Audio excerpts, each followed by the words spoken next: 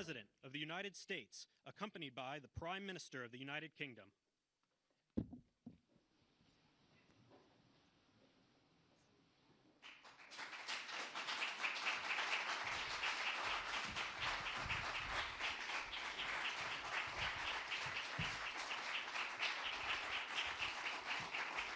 Thank you very much. Thank you very much. Great honor.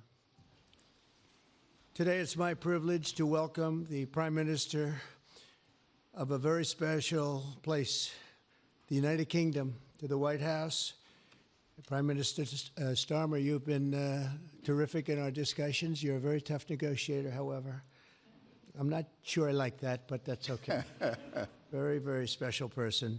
The Prime Minister and I have gotten off to an outstanding start. The U.S. and U.K. have a special relationship, very special, really like no other, passed down through the centuries, and we're going to keep it that way. We're going to keep it very strong as it is. Very importantly, I was just notified by letter from King Charles that he's extended through the Prime Minister a historic second state visit to the United Kingdom. And that's a great honor because it's never happened before. One person has never been extended that honor, and I really do call it an honor, but it's not for me, it's for our country. It's respect for our country. So I just want to thank you, and I want to thank King Charles. Thank you very much, and we accept. I don't know if the media is going to follow us. I have a feeling they might. Okay, thank you very much. Appreciate it. I'm pleased to say that the bust of one of the Prime Minister's greatest predecessors, Winston Churchill, is now back in the rightful place in the Oval Office, and we're very proud of it. Our meeting today and the various breakout sessions we had were tremendously productive. Most importantly, I provided the Prime Minister with an update on our efforts to end the bloody and horrible war in Ukraine with Russia, which would never have happened if I were president. That was not going to happen. I promise you that.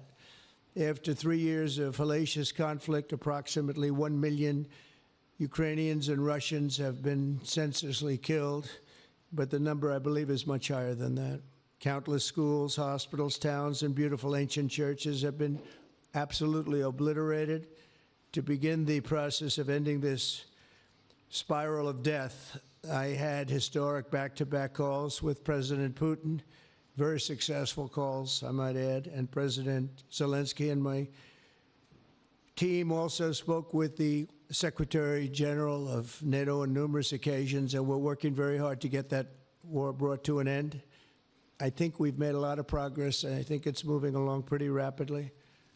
And I want to thank all of the people that are here that have been working on it. And we'll let you know what happens. It'll either be fairly soon or it won't be at all. In addition, this week I met with President Macron of France, as you know, and held talks with members of the G7.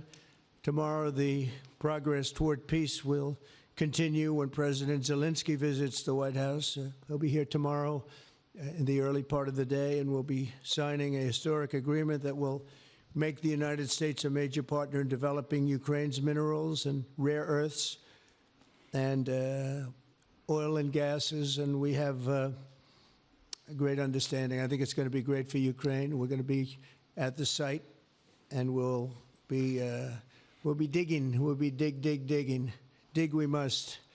A big utility in New York contacted us, and they used to have a sign, dig we must, and we will be digging. But much of the European aid to Ukraine has been sent in the form of loans for which they expect to be paid back, and we didn't have that honor under the Biden administration. He sent money, or just sent it money after money after money, and never had any knowledge of ever seeing it back. Maybe $300 to $350 billion, but under the breakthrough agreement, very unusual, which everyone said was difficult to get, but it's really very good for Ukraine and very good for us. The American taxpayers will now effectively be reimbursed for the money and hundreds of billions of dollars poured into helping Ukraine defend itself, which by and of itself is a very worthy thing to do. We've paid far more than any other country, and with most of our support, it's been paid in military, the finest weapons anywhere in the world. This includes vast amounts of military hardware, ammunition, and various other things that we now have to start rebuilding our own stockpiles. Additionally, the minerals agreement will provide the basis for a more sustainable future relationship between the United States and Ukraine, and thus stimulate the long-term prosperity that will help the Ukrainians rebuild their country. It's been demolished, and the ruined infrastructure. The infrastructure, as you know, is in very bad shape.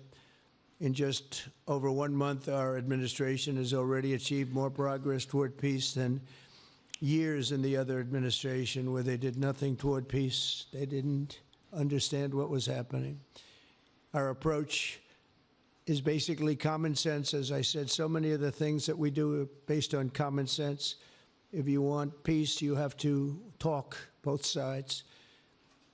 As I discussed with Prime Minister Starmer, the next step we're making is toward a very achievable ceasefire. We hope that that can happen quickly, because thousands of young people, in this case, we're not talking about Americans, we're talking about Ukrainians and Russians are being killed every week, thousands.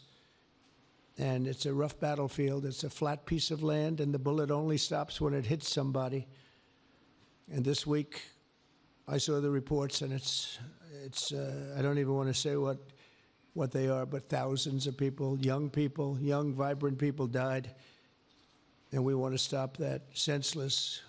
Should have never happened.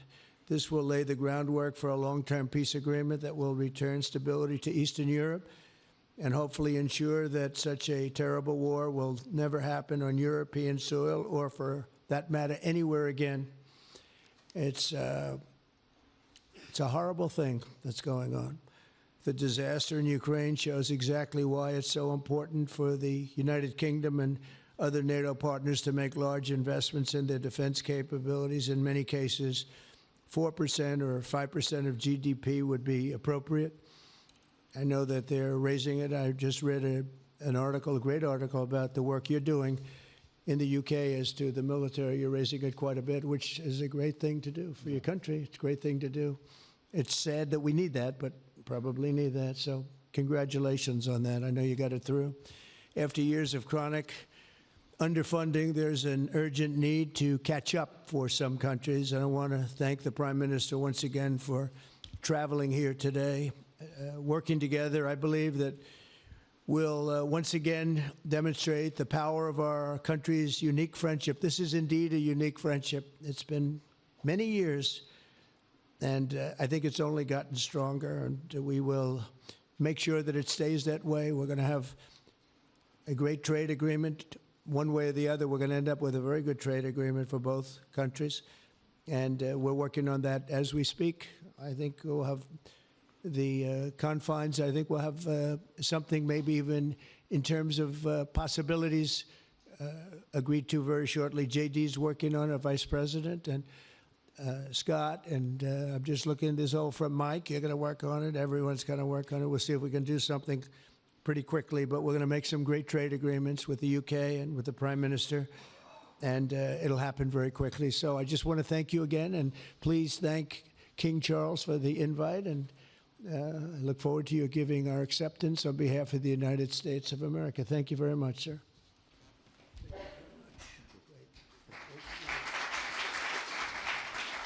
Thank you. Well, thank you very much, Mr. President. Thank you for your hospitality. Thank you for your leadership. This has been a very good and very productive visit. And with your family roots in Scotland and your close bond with His Majesty the King, it's good to know that the United Kingdom has a true friend in the Oval Office. And it was so good to see the bust of Winston Churchill back in its rightful place just a moment ago. But look, in a moment of real danger around the world, this relationship matters more than ever. We remain each other's first partner in defence, ready to come to the other's aid, to counter threats wherever and whenever they may arise. No two militaries are more intertwined than ours. No two countries have done more together to keep people safe. And in a few weeks, we mark VE Day, the 80th anniversary of victory in Europe. Britain and America fought side by side to make that happen. One of the greatest moments in our history. We stand side by side still today, and we're focused now on bringing an enduring end to the barbaric war in Ukraine. Mr. President, I welcome your deep and personal commitment to bring peace and to stop the killing. You've created a moment of tremendous opportunity to reach a historic peace deal, a deal that I think would be celebrated in Ukraine and around the world. That is the prize.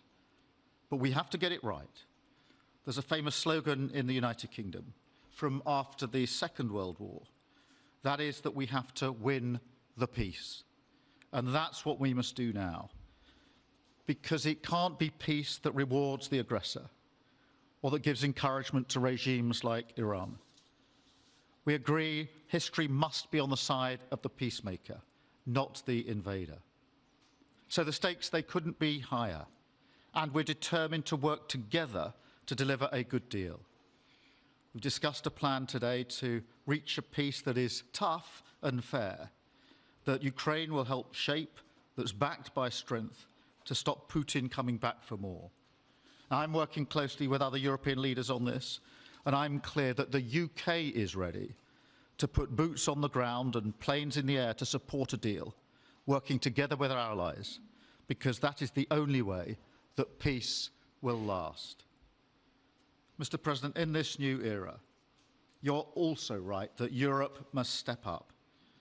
And let me tell you now, I see the growing threats we face, and so the UK is all in. This year we'll be giving more military aid to Ukraine than ever, and just this week I've set out how we're shouldering more of the security burden.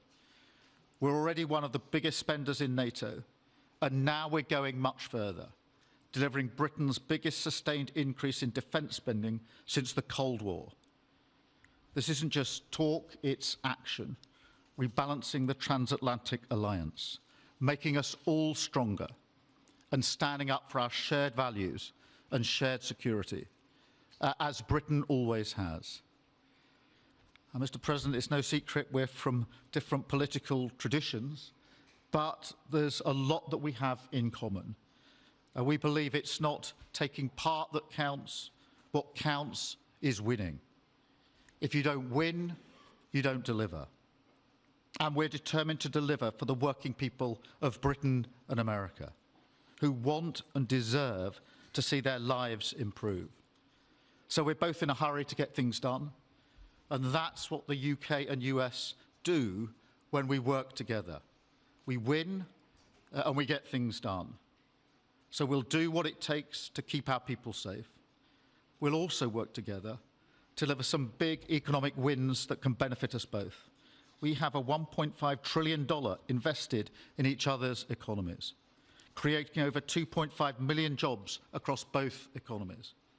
Our trading relationship is not just strong, it's fair, balanced, and reciprocal.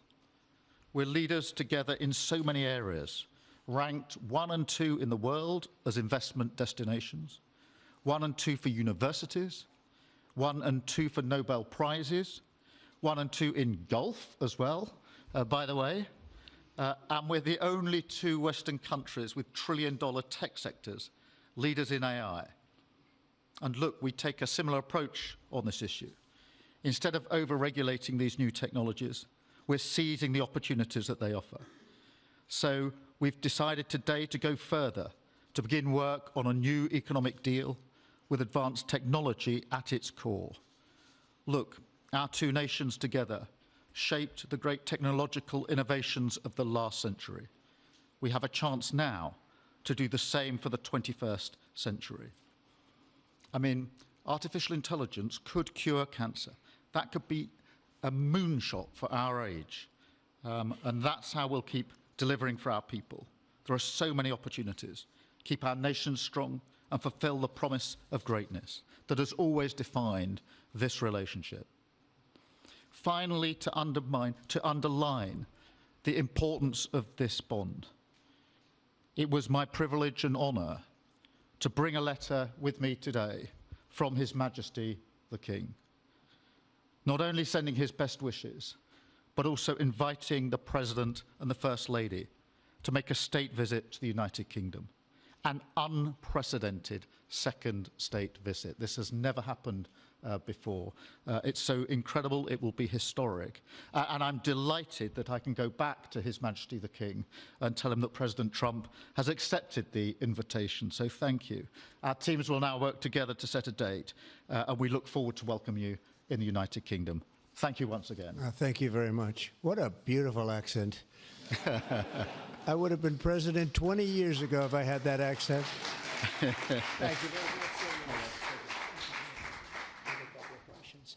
Okay, let's see here. Go ahead, please. Thank you, Mr. President.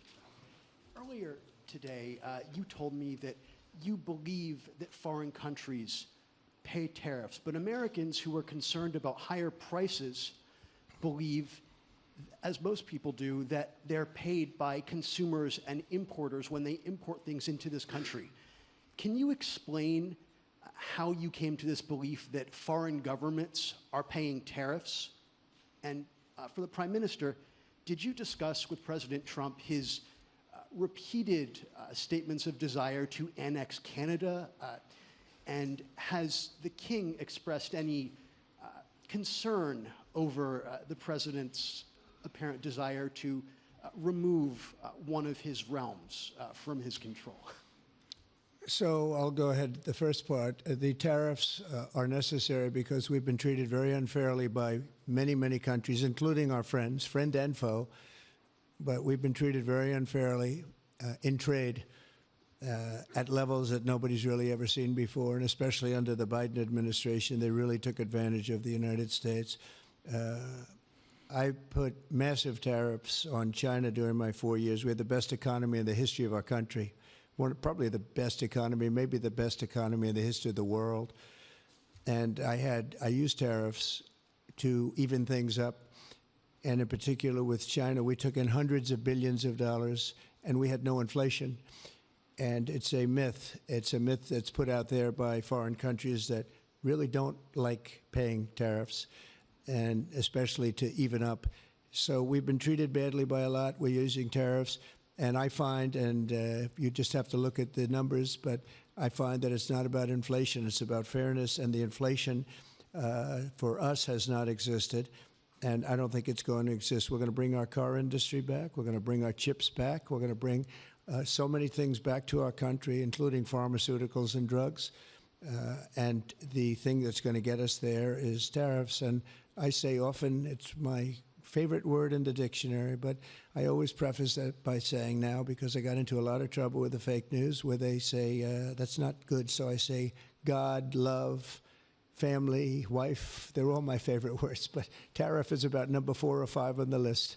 But I will tell you, it's going to make our country rich, and it's going to stop us from being a laughingstock all over the world, because we have been taken advantage of like no country has ever been taken advantage of. Thank you very much. And look, we had a really good discussion, a productive discussion, a good discussion, as a result of which our teams are now going to be working together on an economic deal. Our teams are going to be working together on security in Ukraine.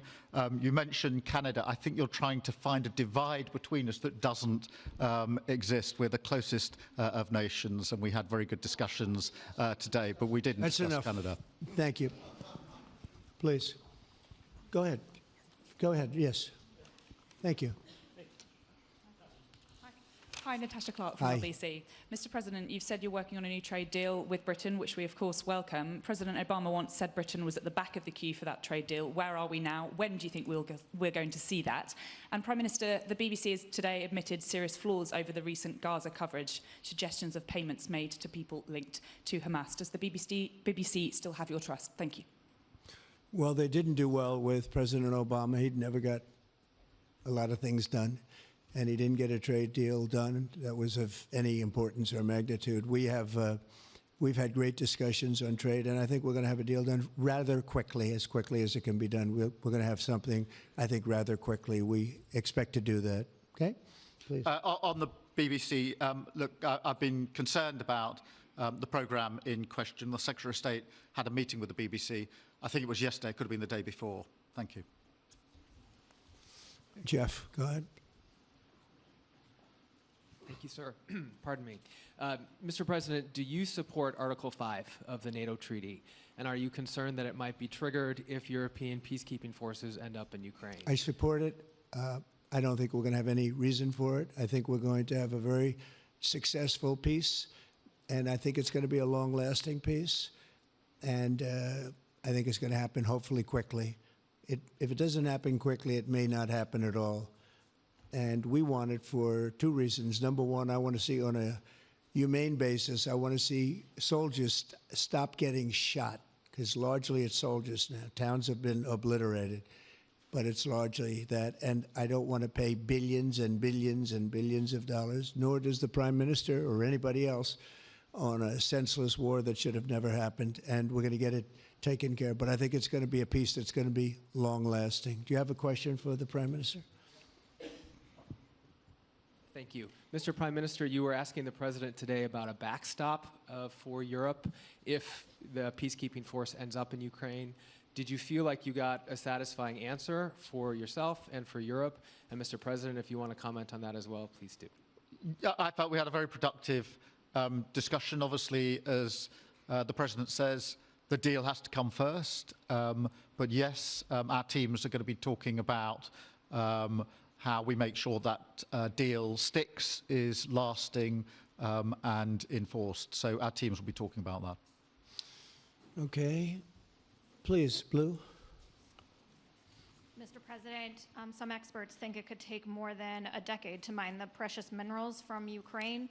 How much should the U.S. expect to receive, and when do you expect to see that come to fruition? Well, we're never going to know that answer, but by our being in Ukraine and doing the exploration and also the digging and taking the rare earth, which we need in our country very badly, we'll be doing a substantial amount of work, probably about at least what we have in there, and we hope to be able to do that.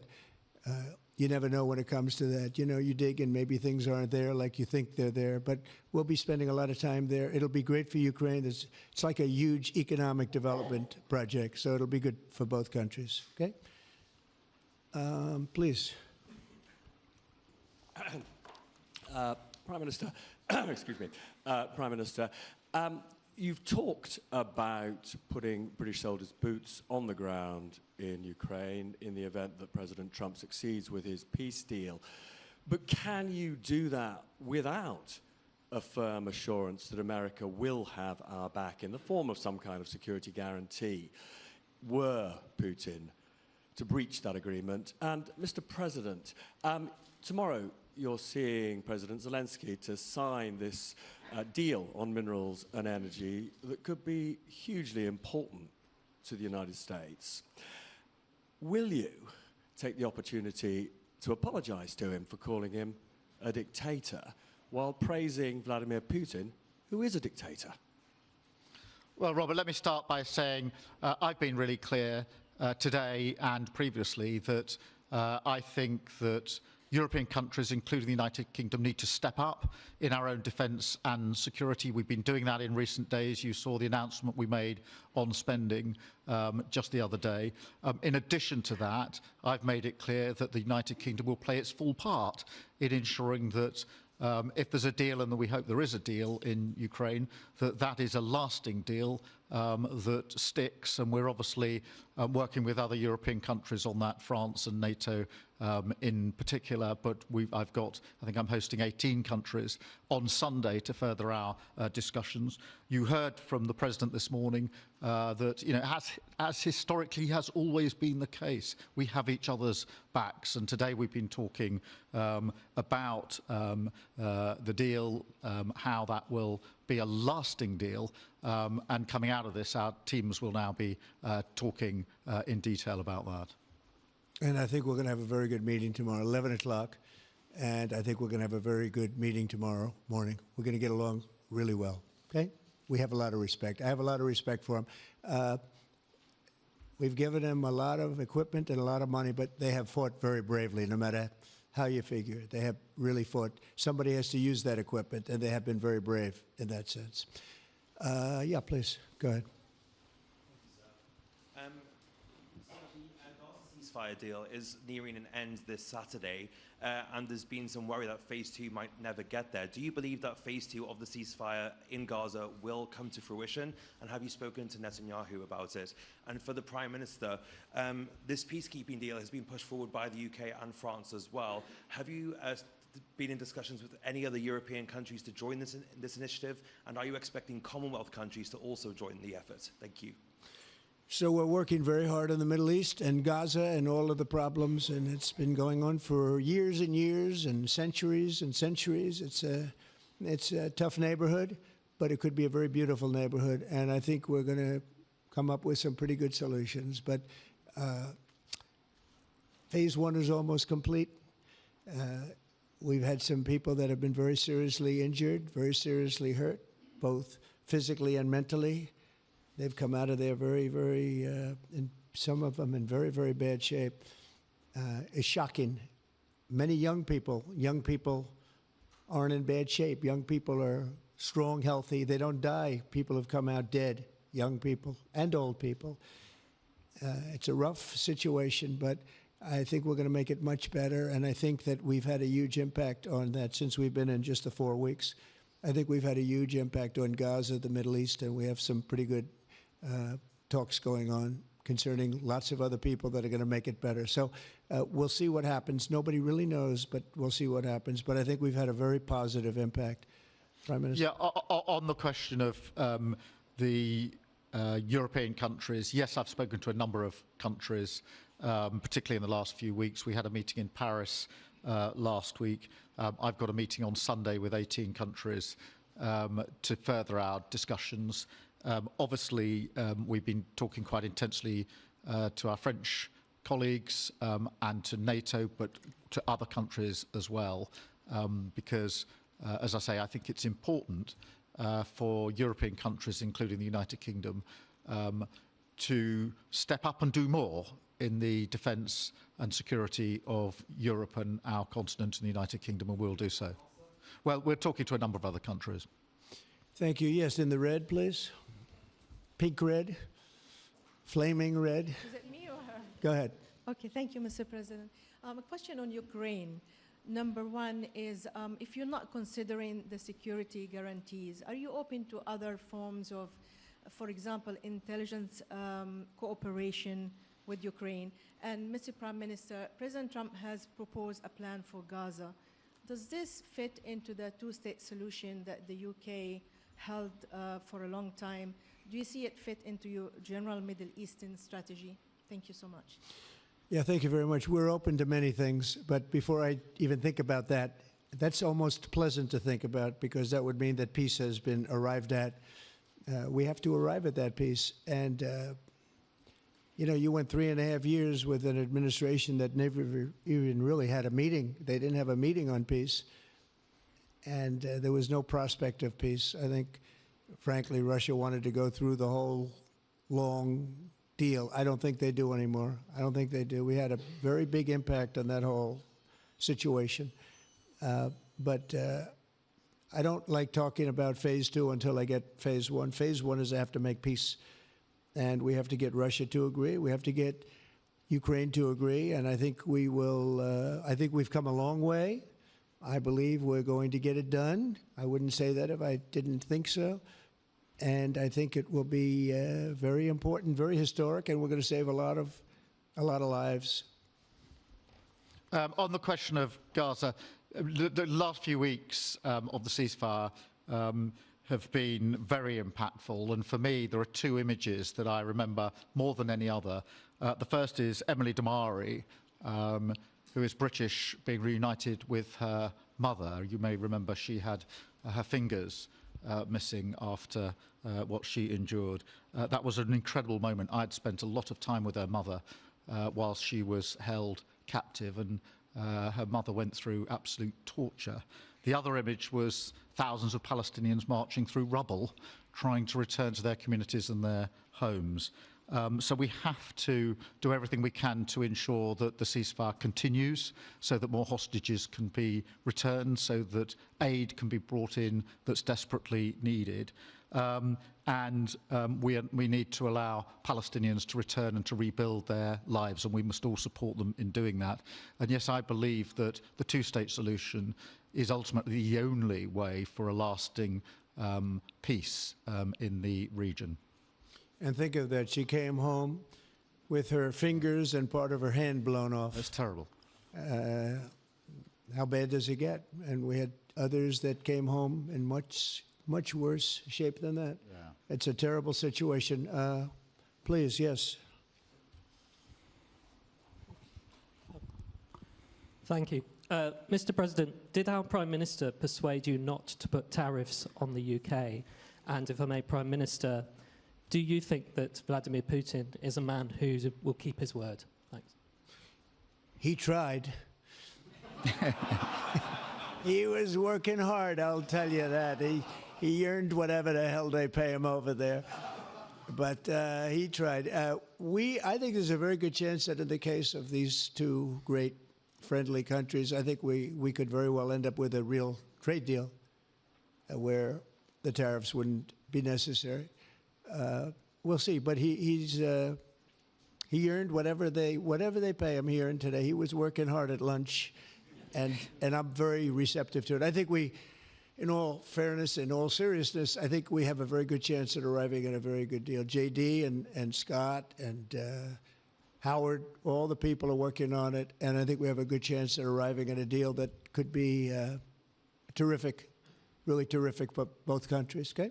Thank you. On the second part of the question, I think my views on Putin are pretty well rehearsed and pretty well known. My concern is that if there's a deal, and I hope there is a deal, that it must be a lasting deal, that it's not a temporary measure. And that is why I think it's really important that Putin knows that this deal, a historic deal, which I very much hope comes about, is there, and it's a lasting deal, and that we're able to deal with any inclination he has to go again or go further. I think we'll have two deals. I think we'll have a deal on ending the war, and I think we're going to end up with a great trade deal with you. And it's an honor to be with you, and I want to thank everybody very much. Thank you very much. Thank you. Thank you very much. Thank you.